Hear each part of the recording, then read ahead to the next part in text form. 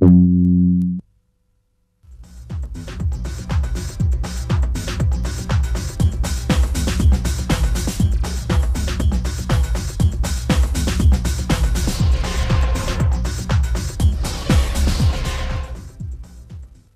rytas, jūsų dėmesiui pirmą šią vasarą laida Autosporto mėgėjams Autopilotas. Tampa gražia tradicija, kad pirmą mėnesio savaitgalį mes rodom reportažą apie lietuvišką lenktynininką.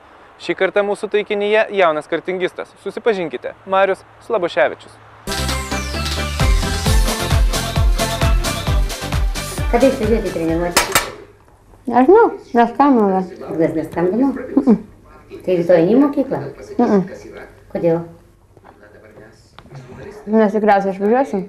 Bet tai nedam, tai neskambino. Tokios diskusijos tarp 13-mečio Mariaus Slaboševičiaus ir jo mamos vyksta gana dažnai. Perspektyvus sportininkas intensyvų treniruočių ir varžybų grafiką su pamokų tvarkaraščiu derina jau 5 metus. Labas, Mariau. Kaip sekas mokslai? Mokslai sekas gan normaliai. Ar jie netrukdo varžyboms? Tėvai tai nelabai leidžia, kad išeičiau iš pamokų prieš važiuojant į varžybas treniruotės, bet vis tiek išeinu ir atrodo dar gal normaliai mokusi. Nors Lietuvos kartingo čempionato dalyvio mama nerimauja dėl didelės sūnaus aistros sportui, Marius iš mokyklos namo neša 8-9. Kartais pasitaiko ir 6, tačiau 7 giria ir mokytojai, ir klasės draugai. Su Mariu mes bendraujam nuo 6 klasės. Jis atėjo ne iš karto, ne 5 klasiai. Taip, labai draugiškas vaikas, iš karto įsijungia į klasės kolektyvą. Su vaikais irgi visada paslaugus, visada atidus draugams. Mokosi gerai, yra gerųjų tarpe. Taip. Džiaugiuosi turėdama tokius mokinius, kaip Marius. Koks vis tik Marius yra žmogutis? Ar jisai draugiškas, ar geras klasiokas? Labai pats geriausias. O tai ką jūs per pertraukas veikėt su juo? Per pertraukas? Jisai mus pavežioja su motoroleriu kartais. Taip, mušamės kartais. Pati mušėsi su Marium? Taip. O dėl ko mušatės daugiausiai? Tokie draugiškai mušamės. O kaip tau patinka, sakysim, jis autosporte dalyvauja? Ar sergi už jį? Dažnai žiūriu Autopilotą. Taip, įdomu? Galima sakyti įdomu. Labai džiaugiuosi, kad pirmas vietas užimu. O nepavydi? Ne. Ar norėtum pats autosporte dalyvauti? Ne, bet motorolerį norėčiau turėti. O ar jisai geras, draugiškas, piktas, nervuotas? Koks jis žmogus? Geras, draugiškas. Jeigu paprašai, tai jis padeda visada. Ar turi daugiausiai panelių klasėje? Taip, tikrai. Galiu pasakyti tikrai, visos panelės jį myli.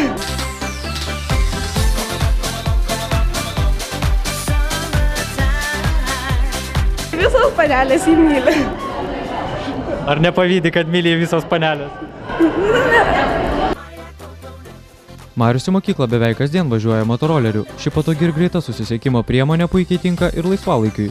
Marius su bendramžiais įkūrė neformalų motorolerių mėgėjų klubą. Meistriškai kartą valdantis sportininkas prisipažįsta, kad lakstydamas motoroleriu ne visada laikosi kelių eismo taisyklių.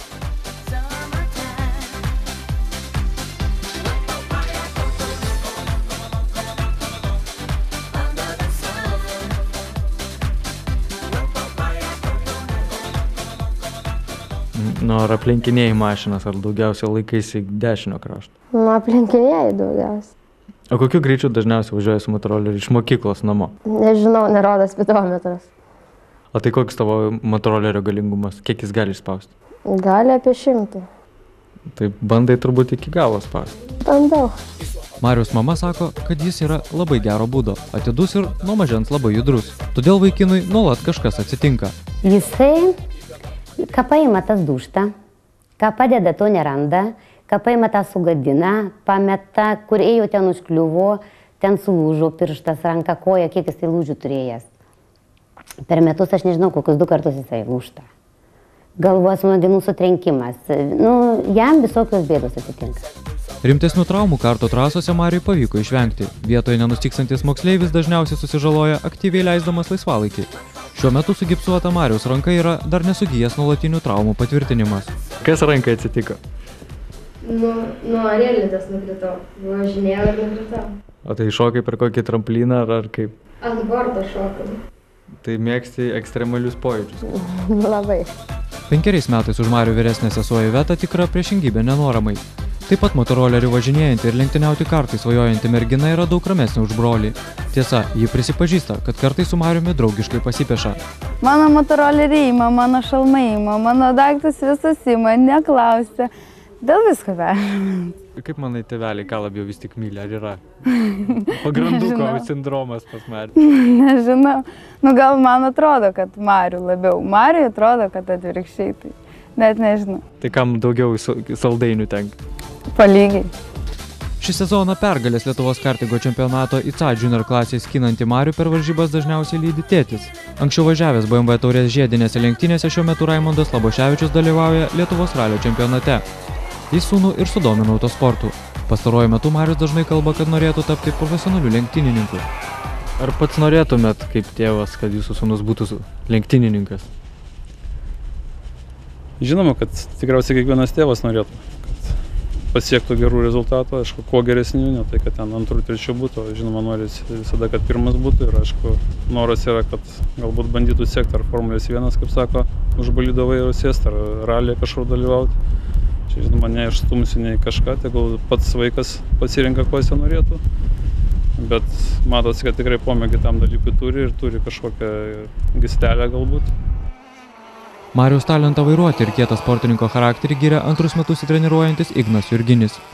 Kokios jo savybės patį labiausiai, sakysim, sudomino kaip trenerį, kad tai yra perspektyvus sportininkas? Azartas, ta prasme, noras kovoti.